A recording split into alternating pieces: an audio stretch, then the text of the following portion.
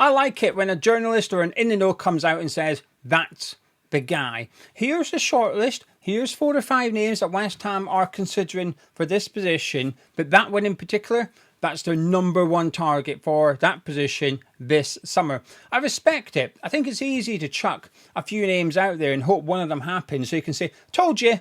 Ignore the ones I got wrong. Ignore the ones that didn't happen. But focus on the one that I got right. I think that's easy to do. But when someone comes out and says, that's the #1 target, I've got a bit of respect for that. And that's exactly what ExWHUEmployee's done in regards to our left back and in regards to Malik Dof of Slavia Prague.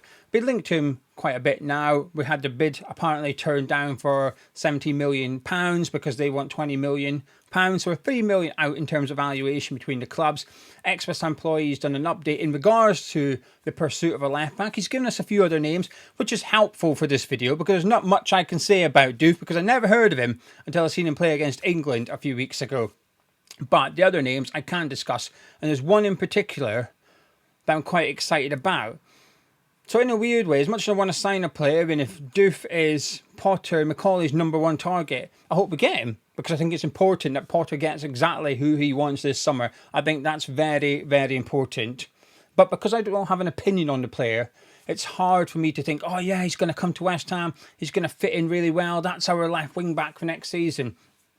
However, there's one player we've been linked to through ExWHUEmployee.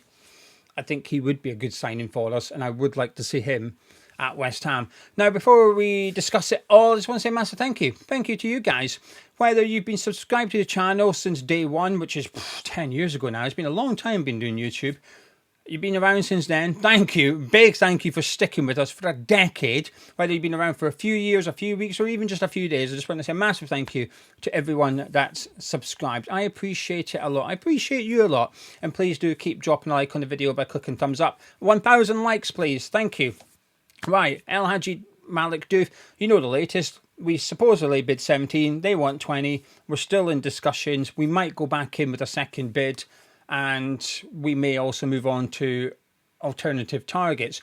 I still think if we really want to buy him, 3 million is not that much.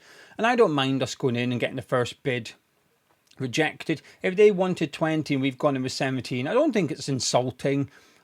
I think no matter what you go in with, they're probably going to reject your first bid anyway, because the assumption is no one turns up with their top bid immediately, do they? They go in lower than what they're happy to pay, hoping that they'll get them a little bit cheaper than what they are happy to pay. So we are happy to pay 20. We're going to try at 17. Might try again at 18.5. And if we have to, we can go to 20. So I still think there's a lot of smoke around this one. I believe it. I believe we are in for him. I believe that he is our #1 target. I think there's reliable people reporting this. I'm inclined to believe that we've made that bid and we are trying to sign him. Whether we do or not, we'll wait and see. And I think if we do genuinely want him... Now, let me stress my point here. I believe Macaulay and Potter want him. Whether Sullivan wants him, as in really wants him, and will back those two. I think if he wants to, he can get this done. I think 3 million for a Premier League club. Forget our financial woes for a minute. I think you should manage to get a deal struck between the two clubs. It's not that far apart. And if it doesn't happen, and we miss out on Potter's #1 target by 3 million, I'm not going to be happy about it, because I think it's crucial we back him big time this summer. When I say back him big time, by the way, it's not necessarily throwing 100 million at it, but what it is making sure you get the players he wants. It's not necessarily money spent, although that does have a factor, of course, but it's getting his main target for every position. That is what I mean by backing him. Right.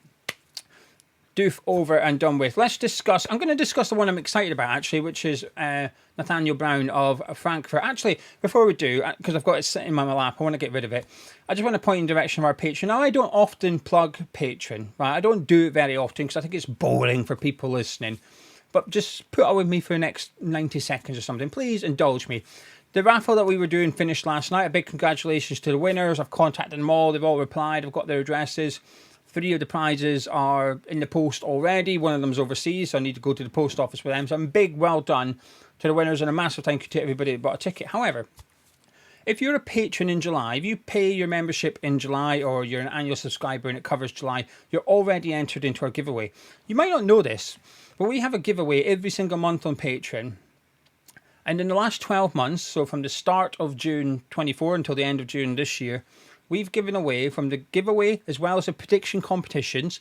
Once all the prizes have been dispatched and they're with the winners, we will have given away over £8,000 worth of prizes. We put a lot of money back into Hammers Chat. We do. We do our best to make it really good value. And we think the prediction competition, which everyone can enter, you guess the score and first score of the match. And then the giveaway, you're automatically entered.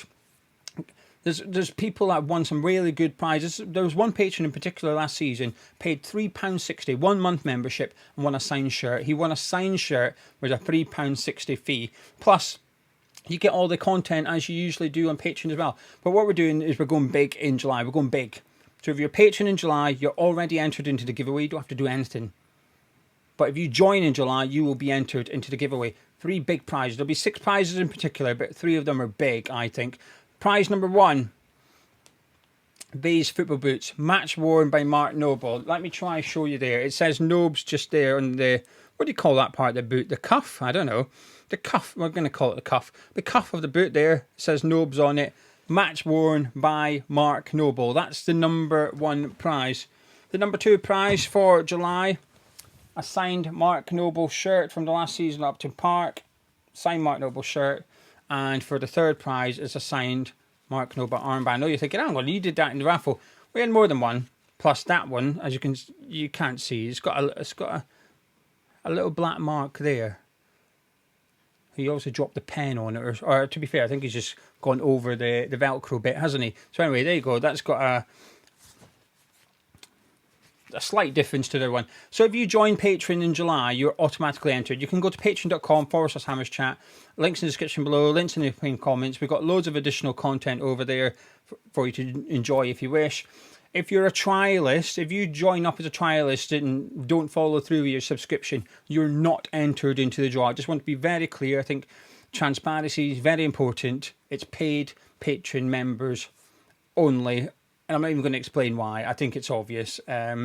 So if you join up as a trialist and you don't actually proceed with your purchase, that's okay. But you won't be entered into the draw. I don't want anyone joining as a trialist thinking, oh, I've entered. You haven't been. You need to make your payment. Right. Back to the transfer stuff. Brown of Frankfurt. I really like him. Good player. Just turned 22 years of age. Frankfurt signed him last January. 18 months ago. Frankfurt signed him, loaned him back. He was in the Bundesliga too. They loaned him back, and then he obviously joined up in the summer. And it took a little while, actually. The first couple of months, he wasn't even in the squad. He wasn't even making the bench for Frankfurt. He wasn't registered for the Europa League squad either. He wasn't registered. So he wasn't really getting in. Then there was a game a little bit later on. He was on the bench.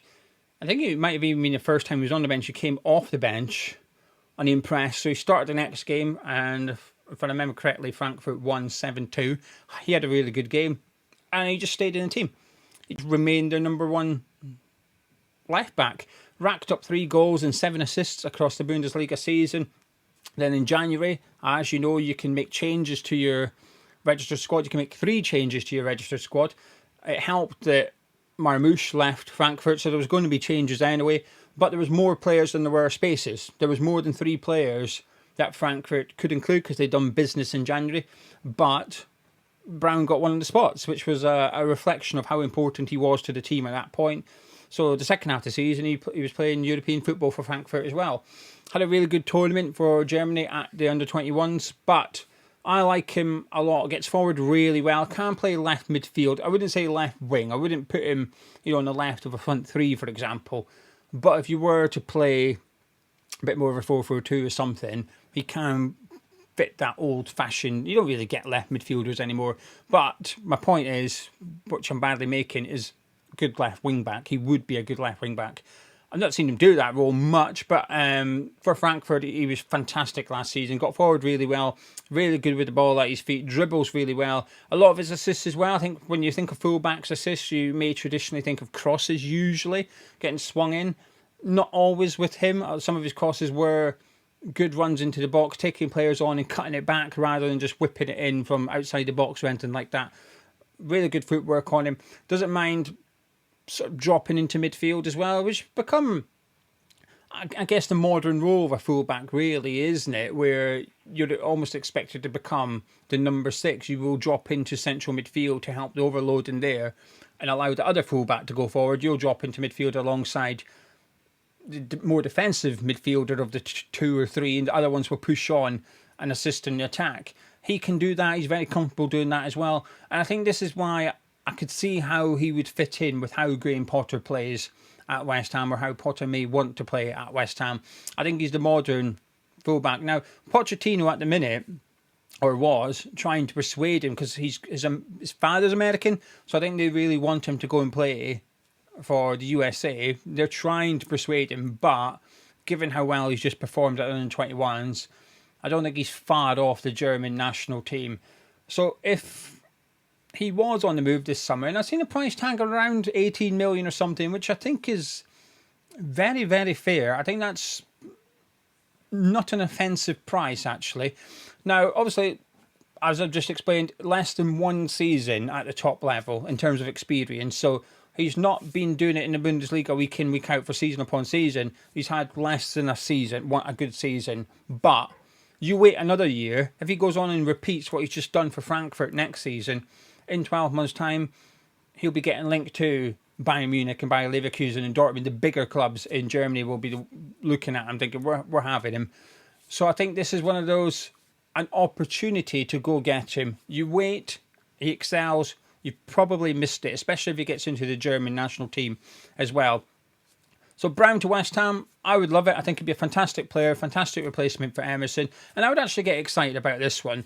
The one I'm a bit unsure of, I feel like I should be excited, is Leif Davis. For, just so you know, X has said Doof's the main target, and the other 3 that he's listed are Brown, Davis, and Oscar Mingueza of Celta Vigo. We got linked to him yesterday. Never heard of him, okay? I'm sorry. I appreciate people tuning in, and I always try and stress, this isn't a news channel, it's just a fan channel. We discuss, my joke is that I discussed yesterday's news today, right?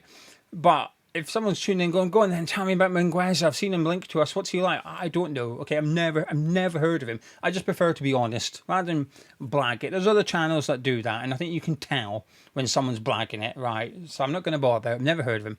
Leif Davis, however, I had big hopes for him last season when they got promoted. Ipswich Town got promoted. I thought he might be the one that would step up, because when they were playing, I never watched them in League One, but I watched them a lot in the Championship because they got promoted and how good football they were playing under McKenna, etc., etc. And I feel like I got lucky watching Ipswich Town go on and do what they did in Championship. I say I got lucky as in, oh, let's watch Ipswich as much as I can. Bang, they were successful. Whereas I watched Middlesbrough for 2 years and they didn't do anything except disappoint. But watching Ipswich and watching Leif Davis, you were thinking, that guy's good enough for the Premier League. In the Championship, if Ipswich don't come up, someone's going to go get Leif Davis, because he's the one that looked like the standout talent at that level, the best left back in the Championship a couple of seasons ago. But I don't feel like he really stepped up last season. I was expecting more from him. I was hoping for more from him. Because, and this is where it will scream of arrogance, but if West Ham and other clubs like West Ham weren't doing this, I'd be concerned, which is, when Ipswich came up, you were looking at them thinking, oh, we'll see how Leif Davis gets on, because if they do get relegated, maybe that's who we go and sign this summer. So we should have been monitoring him, just like we should have been monitoring Southampton and Leicester for any players. Well, luckily, if we were, you'd have discovered Alcanus, who, by the way, can we please get him to the ball? Mateus Fernandes, you would watch these players for a whole year in the Premier League. Just like there might be some players watching, some clubs might be watching West Ham this season for the same reasons. But Davis, I don't know, good player, but I was just expecting a little bit more. And I appreciate he was in a poor Ipswich side, right? But we're not plucking him out of Ipswich and dropping him to Man City's team. He's not away to have Gvardiol next to him. He's going to have Max Kilman next to him. he'd be going from a poor side to a other poor, just not as poor side. So I'd like Daivs. Maybe a wing-back role would suit him, because the way McKenna played in the lower divisions practically used him as a wing-back. Although on paper, and this goes back to the Lee Carsley thing, roles, not positions, on paper he was a left-back. But the way Ipswich played and how lopsided they were very left-hand side heavy, they used Tuanzebe to come over as just be a bit more of a reserved right-back, so that they could shift over a little bit to cover Daivs, get him down the left flank. And he almost turned into a winger at times going forward. He didn't really get that luxury in the Premier League because it was at Ipswich Town. So maybe if he came to West Ham and we were to stick with our three at the back and we were to make him a wing-back rather than a full-back, perhaps we might see a better version of him. I think I've just convinced myself, actually. I didn't really have a plan of what to say about Leif Davis. Now I've just said all that, I'm thinking, actually, maybe you're onto something here. Maybe actually that would work, because that is where I think he flourishes as a fullback. It's the attacking side of his game that's really strong for a defender. His defensive side, I think, is a bit suspect, to be honest with you. And I think at times you've seen that at Ipswich last season. I think teams exploited how far forward he went, and also how defensively he was fragile. Maybe wing back, centre back behind him, maybe you eliminate his weakness and you increase his opportunity to provide that attacking outlet down that side. I've convinced myself. Welcome to Gio's thought process. You've just witnessed my thought process in regards to the link to Leif Davis, and I've went from good player, not sure, to actually good player, might work in a wing-back system. There you go, Leif Davis. I'm happy with him at the ball as well. Anyway, that's it for me. There was a bit about a Gerd, a bit about a couple of other bids being rejected, and maybe pick that up tomorrow. But I just wanted to stick with the left backs today. So that's the latest with ExWHUEmployee. That Al Haji Malik Dof is our top target. But for me, it's actually the ones he's listed that aren't his top target that I'd be happy with. But that's just because of lack of knowledge on Doof himself. Anyway, I'm going to love you and leave you. Thank you very much. Please do subscribe to the channel. Drop a like on it. 1,000 likes, please. Please click that thumbs up. And if you fancy checking out the Patreon, go to patreon.com/HammersChat. Massive thank you to everyone's support. And if you do join up and you pay your fee in the month of July, this includes existing, they already know, but just for clarity, existing patrons are already entered. Then you'll be entered into the Bowl of Destiny, where someone will win a match-worn pair of Mark Noble boots, a signed shirt, captain's armband, and there'll be 3 other prizes at least. There's always 6 prizes at least. Anyway, catch you tomorrow.